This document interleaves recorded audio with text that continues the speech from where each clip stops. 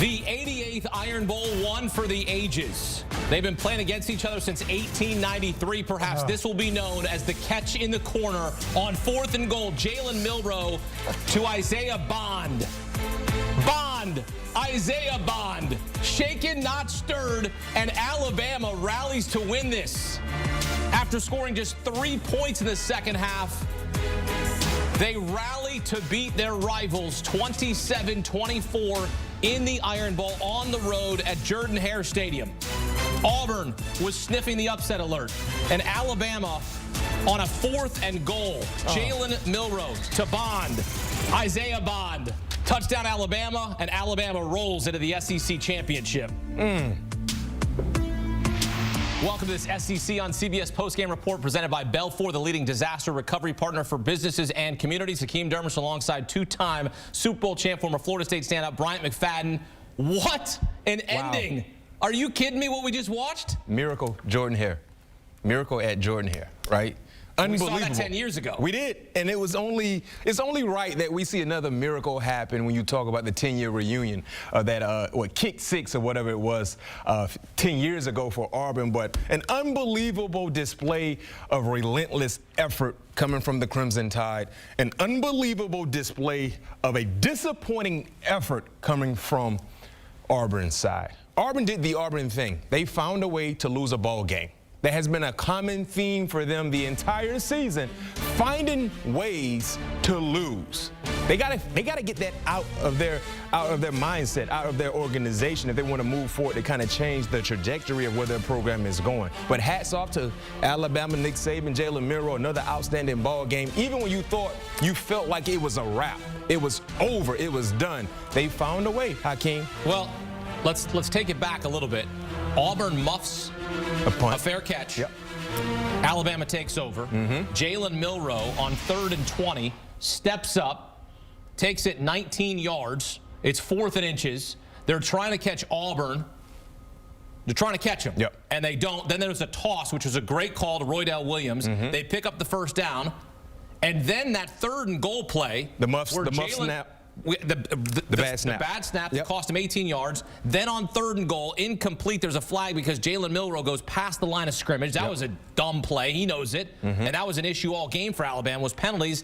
And then the next play, so in the span of 43 seconds, we go from what the heck is going on out here to what the heck is going on out here for Alabama, right? Yeah. So we see that the bad snap. We see the crossing the goal line, trying to throw the ball. That's a penalty there. They elect to not take the 10-second runoff. They take the timeout. Like all those intricacies, end-of-game execution, Alabama got it right. Auburn did not. Jalen Milroe had 10-some seconds to throw that ball. See, that's the thing that gets me going.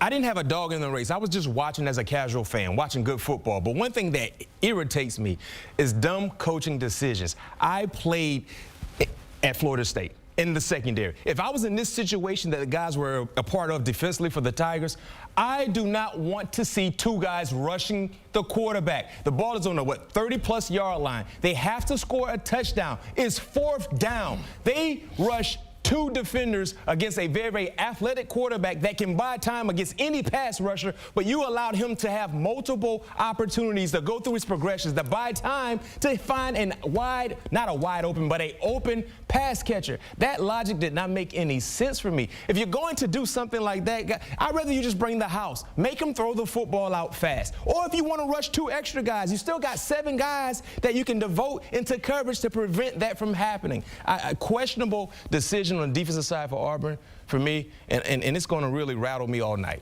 Well, it's going to rattle Auburn for the entire offseason. They're going to be thinking what could have been, because this was their Super Bowl. This was their game. Oh, my. You know, they lost to New Mexico State last week. I mean, you can't lose to them, and then you have a chance to beat Alabama and erase their hopes at a national championship. And I mean, they came oh so close. That's why this is one of the best rivalries, not in just college football, but in all of sports, because these games are bonkers. And as you take a look at Alabama's schedule, they go undefeated in the SEC. Their only loss was to Texas early in the season.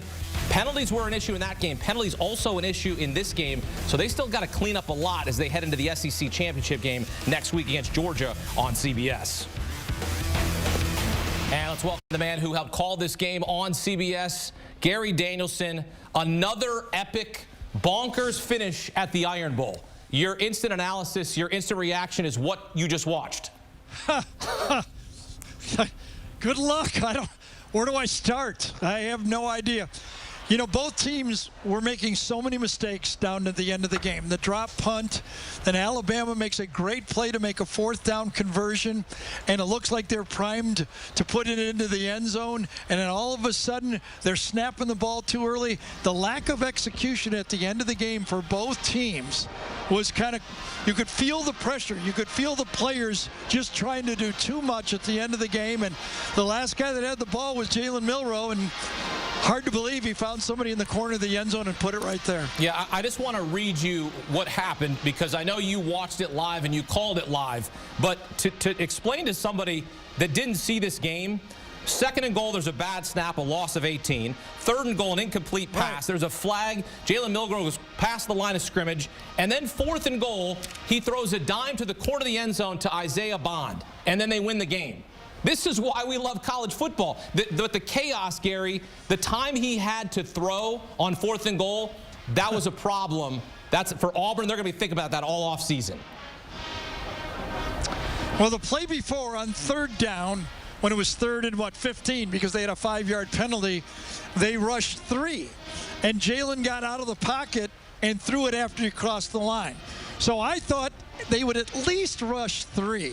I was surprised with 2. We talked about that in the game, like they're only rushing 2. But no matter what, if you're back there in the end zone, this Auburn team could have had put 7 or 8 guys in the end zone, keep everybody in front of you as the ball's laid up. The worst that should happen is you get a pass interference, but perfect throw to the back of the end zone. DJ James got pushed just a bit, but again, in that position, the officials will allow both the player, the receiver, and the defender to fight with their hands, and best man wins. All right, you're addressing Alabama right now, post-game. And what are you saying to the Tide? You won the game, but, man, we got to clean this up going into the SEC championship. They got a lot of problems. The inability to stop the run, I think, was the biggest problem as they face that Georgia team that will do exactly like this. They'll have a better, more efficient passing game. But for Alabama right now, and I know what Coach said at the end of the game, we got to do this better, that better. To survive and be alive might be enough energy for them to walk into Atlanta and play their best game of the year. What you saw from Alabama on this day, is that going to be good enough to beat a Georgia team that doesn't make a lot of mistakes? No, not the way they played today. I think Coach Saban was right about that. They have to play a better game.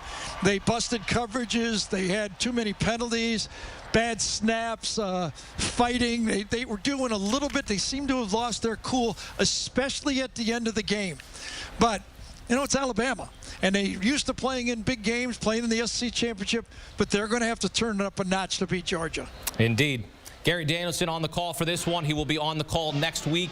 SEC championship on CBS, Georgia and Alabama for the SEC title. Gary, looking forward to it. Again, thanks for joining us here on CBS Sports HQ. Spending a couple minutes with us. We always think we saw it all, but not this time. We've seen everything. Indeed. What a game. What a finish at Jordan-Hare Stadium.